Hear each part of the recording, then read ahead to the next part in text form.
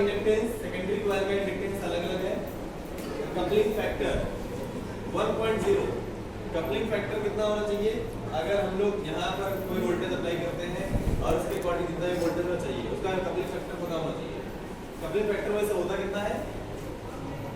Coupling factor जानते हो ना? Winding ratio N1 upon N2 upon N1. N2 upon N1। N2 upon N1। तो हम लोग यहाँ पर प्राइमरी साइड में नंबर ऑफ कॉइल ज्यादा है, इधर कम है, तो उसके हिसाब से हम यहाँ पर कपलिंग फैक्टर चेंज करेंगे। प्राइमरी डीसी रेजिस्टेंस सेकेंडरी का, क्योंकि जब आप कोई भी कॉइल यूज करो तो सीधी सी बात है, आप कितनी भी हाईली कंडक्टिव कॉइल यूज करें, कुछ ना कुछ रेजिस्टेंस होता है, डीसी रेजिस्टेंस होता है ना, तो वही रेजिस्टेंस वहाँ पर यहाँ पर है। तो एक कॉइल में एक्सएल और आर दोनों ही आ जाएंगे, एक्सी तो होता नहीं। तो कपलिंग फैक्टर कितना चाहिए होगा इस बारे में बात कर लेते हैं।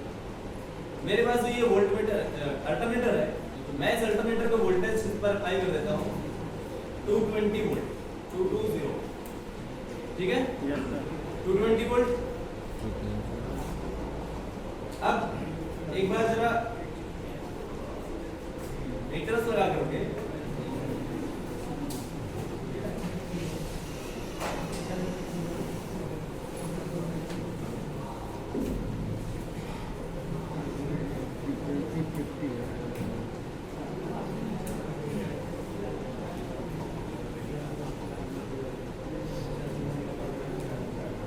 लगभग Vm/√3 कितना आ रहा है?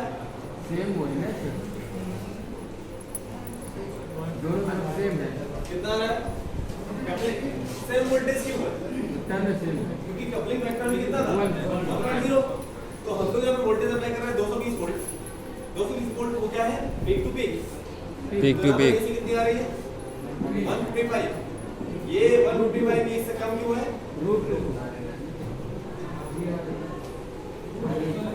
ये VRMS है ना? यस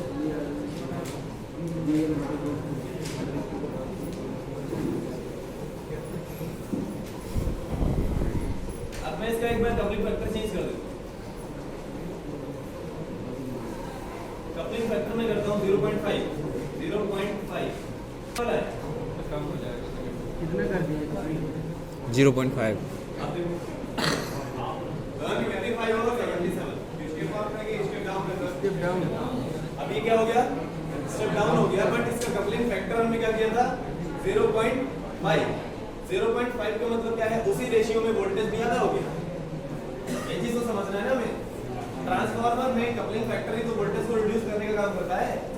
अगर ये कपलिंग फैक्टर 1 हो जाए, सेम है इसका मतलब वो ट्रांसफार्मर एक इंडक्टर के भले काम कर रहा होगा, उसका वोल्टेज रिड्यूस करने में कोई मतलब नहीं। चलो भाई, अब इसका वोल्टेज मुझे और कम करना है। हमें वोल्टेज जो चाहिए, हम लोग 20 वोल्ट 5 वोल्ट 20 वोल्ट हम लोग जनरेट करेंगे। डीसी साइड में हमें कितना चाहिए? 20 वोल्ट। क्यों 20 वोल्ट चाहिए? क्योंकि हो सकता है मैं 5 वोल्ट अगर रेगुलेटेड पावर सप्लाई बनाता हूँ तो उसके साथ में 12 वोल्ट 9 वोल्ट के भी ऑप्शन हमें मिल जाएंगे, ठीक है। तो मैं यहाँ पर कितना लेके जाता हूँ? 20 वोल्ट तक। तो मुझे करना पड़ेगा इसका कपलिंग फैक्टर 0.1। क्यों करना पड़ेगा? कोई बता सकता है? वोल्टेज 20 करने के लिए सर लगभग 15 आ जाएगा। आ गया 15 ये 0.15 समथिंग कुछ करता हूँ तो उससे तो वोल्टेज ये कैलकुलेशन में आप एग्जैक्ट निकाल सकते हो, बट मैं यहाँ से थोड़ा सा बढ़ा देता हूँ 0.15 कर दो, क्योंकि अगर 0.2 कर दिया तो 30 वोल्ट हो जाएगा। आ गया लगभग कितना? ये समझ में नहीं आ रहा। ये बात है N2 upon N1। एक मिनट रुको,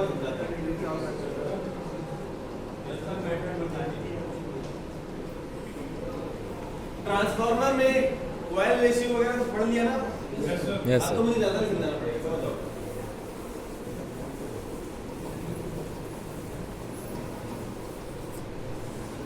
टर्न्स का ratio, number of turns primary side में और number of turns secondary side में।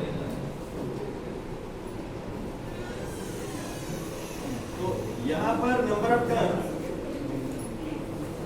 N1 है, इधर कितना है N2 N2 N2 upon N1 equal to 0.5 sorry 0.5 equal to 1/2 मतलब अगर इसके हिसाब से देखा जाए तो N1 का 2 गुना N2 है,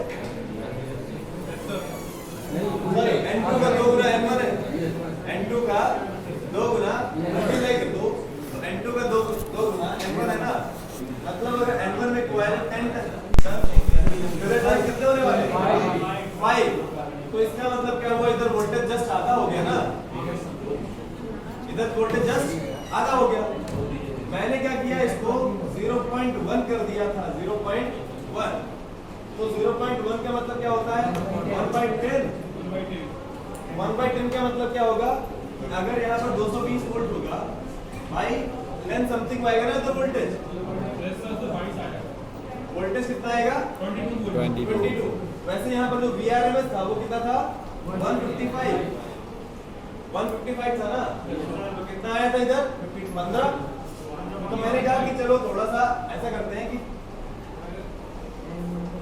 जो फैक्टर है 0.15 कर दिया मैंने, कितना कर दिया 0.15, तो ये कितना हो जाएगा 1/15, तो ये कितना हो जाएगा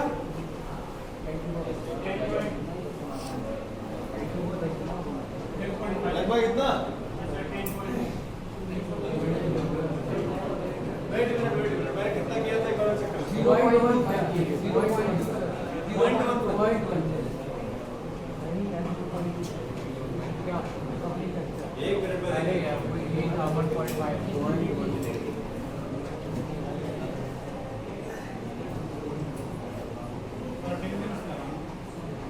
0.1 कपलिंग फैक्टर है ना, मतलब इसकी वैल्यू क्या है 0.15।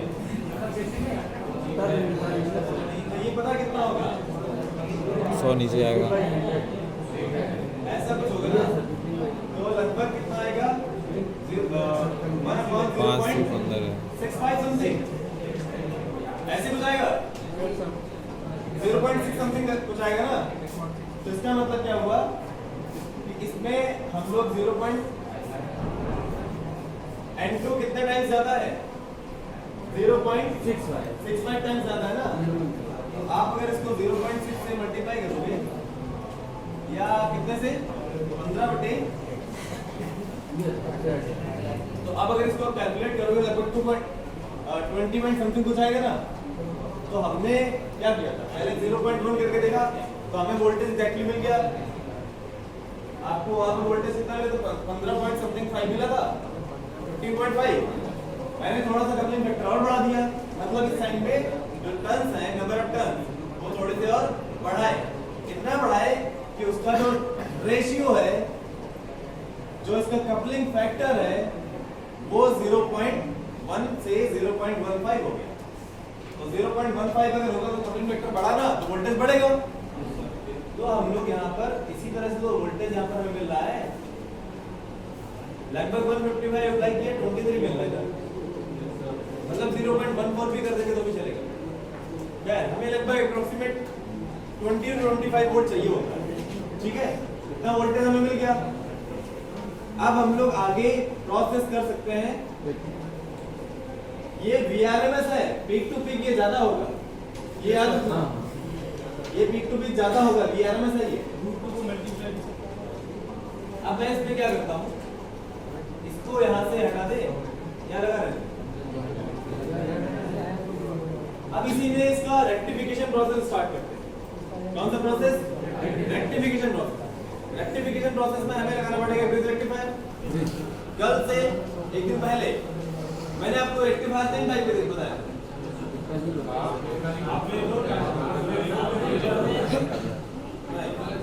कल ही मैंने यहाँ पर 2-3 डायग्राम दिखाए थे और मैंने आपसे पूछा था कि इसमें कौन सा सही है, तीनों सही थे ना। तो अगर हम सिंगल डायोड का यूज करके रेक्टिफायर बनाए तो यहाँ पर तिरछे तो नहीं बनने वाले, तो हम लोग सिंगल रेक्टिफायर का यूज करके सिंगल डायोड्स का यूज करके रेक्टिफायर बनाने वाले हैं। इसमें हमें सर्च करना पड़ेगा डायोड। क्या सर्च करना पड़ेगा? डायोड। याद रखिएगा कि अगर आपको डायोड सर्च करना है तो उसमें कैटेगरी बहुत बड़ी है। जेनरिक कैटेगरी को सर्च करिए, जेनरिक डायोड को ले लीजिए। जेनरिक कंपोनेंट सारे अवेलेबल हैं जिनका मॉडल नंबर आपको नहीं पता है। ऐसा कंपोनेंट जिसका मॉडल नंबर नहीं पता है तो उसका जेनरिक कंपोनेंट यूज करो, है ना?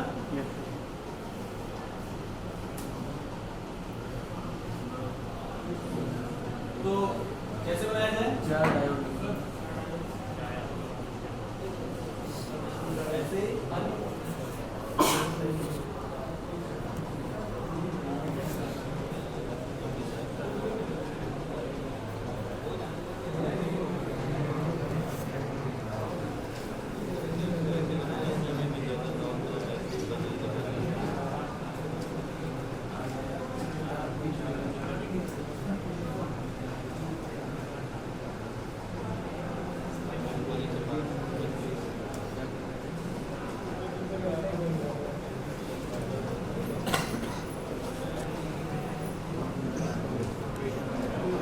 अरे भाई बड़ी चिल्लो हो रही है।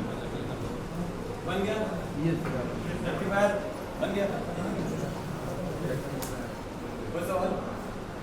सर तो कपलिंग फैक्टर और ट्रांसफॉर्मर जैसे में क्या ट्रांसफॉर्मर एचसी और कपलिंग फैक्टर दोनों सेम हो। हम बात तो उसी की कर रहे हैं ना। एचसी और कपलिंग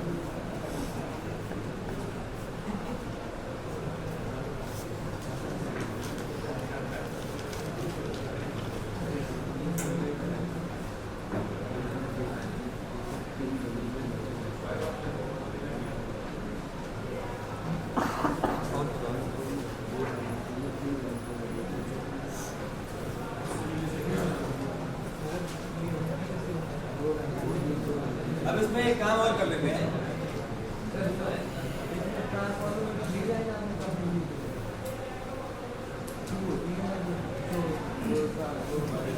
टू लाइंस होती हैं, ऐसा जरूरी नहीं होता है, वो कोर है।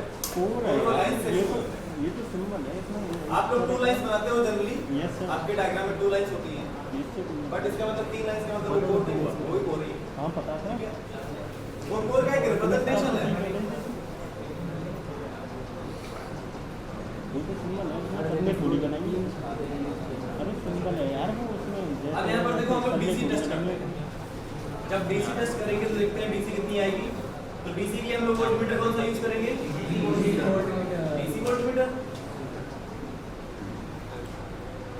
ये हमारा डीसी वोल्टमीटर इधर डीसी टेस्ट करेगा, बट ये अनरेक्टिफाइड डीसी है। फिल्टर लगा रही यहाँ पर हमें डीसी नहीं मिल रही। अब अगर इसको आप स्टेबलाइज करना चाहते हो तो उसके लिए फिल्टर लगा दिया जाए। क्या लगा दिया जाए? फिल्टर में फिल्टर का बेसिक मतलब क्या होता है कि जो वोल्टेज डाउन होता है और बहुत फास्ट अप होता है, कैपेसिटर एज फिल्टर बहुत जगह यूज किया जाता है। जैसे बहुत बार पावर फ्लक्चुएट होती है ना, तो उसमें भी आप कैपेसिटर लगाते हैं। जैसे बहुत बार किसी भी सिग्नल में स्पाइक्स आने की अगर पॉसिबिलिटी है तो जैसे बहुत बार ये होता है ना कि आपने कोई भी सिस्टम लगाया और आप चाहते हो कि इस पर बहुत जल्दी उसका ना तो वोल्टेज बढ़े और बहुत जल्दी बहुत कम स्मूथली वोल्टेज कम हो जाता हो, तो उसमें कैपेसिटर लगा दो। जब भी वही प्रॉपर्टी तो वही लगभग है ना कि जो एसी साइकिल है अप एंड डाउन हो रहा है ना 0 to हाई के बीच में, हाफ वेव कर लेना। मैं इसको क्या करता हूँ, एक कैपेसिटर लगाता हूँ और कैपेसिटर में हम लोग फिल्टर के तौर पे जो कैपेसिटर यूज करते हैं, जिसमें जनरली हम लोग इलेक्ट्रोलाइटिक रेडियल कैपेसिटर यूज करते हैं। इलेक्ट्रोलाइटिक रेडियल का मतलब होता है वो दोनों तरफ सिलेंड्रिकल शेप में। ये जो कैपेसिटर है ये माइका कैपेसिटर है।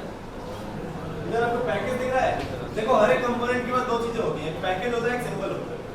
इस पर अभी हम लोग काम नहीं कर रहे, इस पर काम कर रहे हैं। ये हमारे सिंबल्स हैं। इधर लिखा हुआ है ना प्रीव्यू और इधर लिखा है PCB view, preview and PCB view. PCB view पर तो हम काम करेंगे जब हमें सर्किट स्ट्रक्चर डिजाइन करना आ जाए, तो हम पीसीबी व्यू पे काम करेंगे। तो कैपेसिटर हमें चाहिए रेडियल इलेक्ट्रोलिटिक, इसको हम लोग कैटेगरी वाइज सर्च करते हैं। कैटेगरी इधर दी गई, इधर देखो, कैटेगरी में आपको तमाम सारे कैपेसिटर्स दिख जाएंगे। मुझे चाहिए इलेक्ट्रोलिटिक कैपेसिटर, तो ये रेडियल इलेक्ट्रोलिटिक का टाइप है। रेडियल इलेक्ट्रोलिटिक टाइप का कैपेसिटर कैसा होता है, जैसे चौक है ना, ये चौक ऐसे कैपेसिटर होता है, एक साइड में ब्लू लाइन बनी रहती है, उस पर व्हाइट का डैश डैश बना रहता है। पता है वो डैश डैश क्या होता है? वो बताता है उस साइड में माइनस टर्मिनल है, नेगेटिव टर्मिनल। कैपेसिटर्स में जनरली पोलैरिटी नहीं होती है, लेकिन इलेक्ट्रोलिटिक में होती है। तो इलेक्ट्रोलिटिक को उल्टा कभी ना लगाना। जो मैंने बताया था ना ब्लास्ट होता है, वो ऐसे ही ब्लास्ट होता है, ठीक है। और इसको मैं यहाँ से पिक कर, मैंने कैटेगरी सेट की। अगर आप रेडियल इलेक्ट्रोलिटिक में देखोगे ना, तो यहाँ पर भी 256 कैपेसिटर्स आ रहे हैं, 256 कैपेसिटर। तो किसी भी कैपेसिटर की जो रेटिंग होती है उसमें क्या आता है, पहली चीज कितने कैपेसिटेंस कितना है, कितने माइक्रोफैराड है। दूसरी चीज वोल्टेज कितना अप्लाई कर सकते हैं, और तीसरा इसमें करंट भी है। तो हम लोग इसमें 1000 माइक्रोफैराड में हमारे पास 10 वोल्ट का कैपेसिटर मिल रहा है। 20 वोल्ट में 20 वोल्ट का चाहिए ना, जैसे आपके फैन में कैपेसिटर लगा रहता है लगभग 5 या 6 या 3 या 4 कैपेसिटर, 3.5 माइक्रोफैराड का लगा रहता है। और छोटा सा अगर 3.5 माइक्रोफैराड का अगर देखोगे ना, तो वो कैपेसिटर बहुत छोटा होता है। तो कैपेसिटर का साइज वोल्टेज के ऊपर डिपेंड करता है। अगर हाई वोल्टेज के लिए डिजाइन किया गया होगा, क्योंकि पता क्या होता है, चार्ज जो क्यू होता है ना, क्यू अगर फिजिक्स में पढ़ा होगा, इसमें पढ़ोगे इलेक्ट्रिकल इंजीनियरिंग में, तो होता है Q equal to C into V, capacitance into voltage. तो अगर कैपेसिटेंस ज्यादा है, वोल्टेज कम है, तो चार्ज तो कम ही रहा ना। लेकिन कैपेसिटेंस भी ज्यादा है, वोल्टेज भी ज्यादा है, तो चार्ज भी तो ज्यादा इकट्ठा करेगा। तो इसीलिए यहाँ पर 3.5 या फिर 5 माइक्रोफैराड का कैपेसिटर, 1 फैराड तो बहुत होता है, हम लोग माइक्रोफैराड की बात कर रहे हैं। उसको अगर आप 220 वोल्ट पे चार्ज कर लोगे ना और स्पार्क करोगे, तो बहुत खतरनाक वो स्पार्क जनरेट करता है ना। तो उसके पास चार्ज ज्यादा होता है, हमें अल्टीमेटली चार्ज से मतलब होता है। लेकिन यहाँ पर अभी हमें 1000 माइक्रोफैराड का कैपेसिटर चाहिए, बट कितने वोल्टेज के साथ 23 वोल्ट आ रहे हैं ना, तो 25 वोल्ट का आएगा कैपेसिटर वहाँ पर। 25 और 50 वोल्ट का कैपेसिटर वहाँ पर लगा सकते हो। तो 25 में इधर काम मिल रहा है, 25 देखो मिल गई 850 मिली एम्पियर। देखो ये सारे रेटिंग में आ रहा है, तो मैं 850 मिली एम्पियर का ये कैपेसिटर यहाँ पिक करता हूँ और इधर लगाया।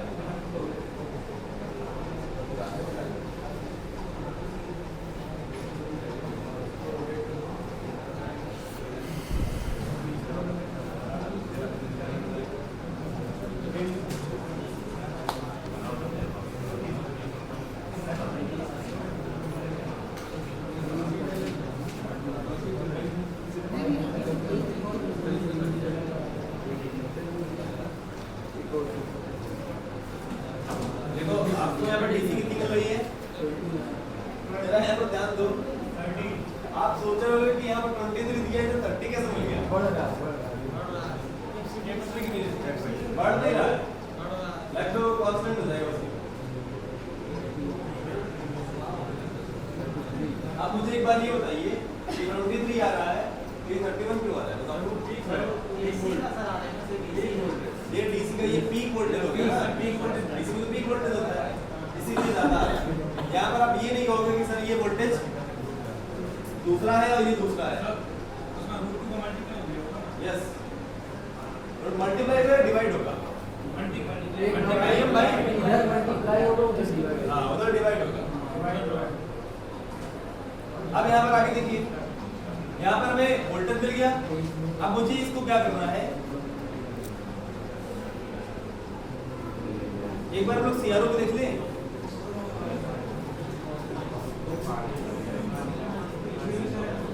सिमुलेशन में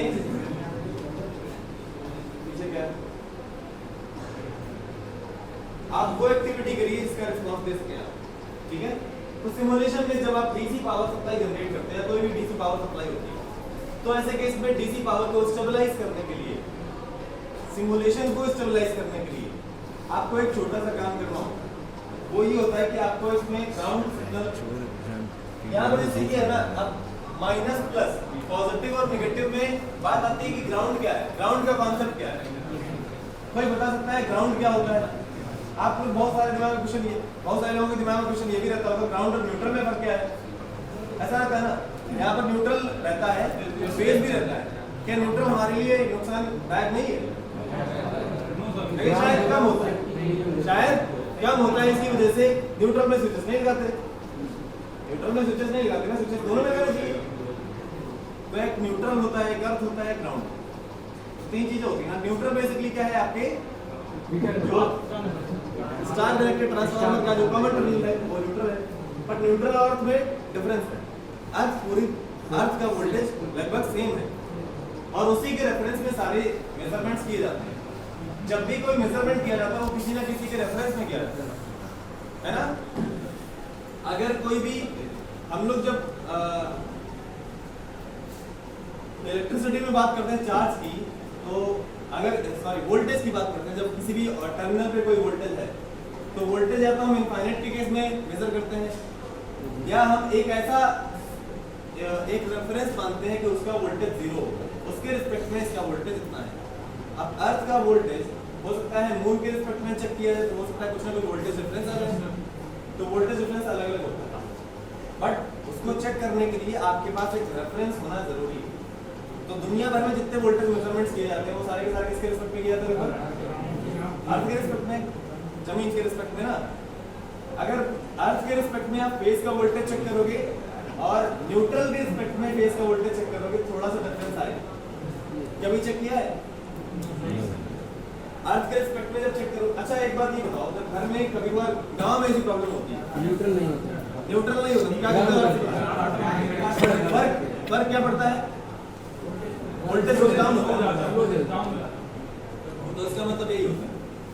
तो वो जमीन का जो वोल्टेज वो एक रेफरेंस वोल्टेज है जिसके रिस्पेक्ट में हम कोई भी वोल्टेज वायर का या किसी भी चीज का वोल्टेज चेक कर सकते हैं।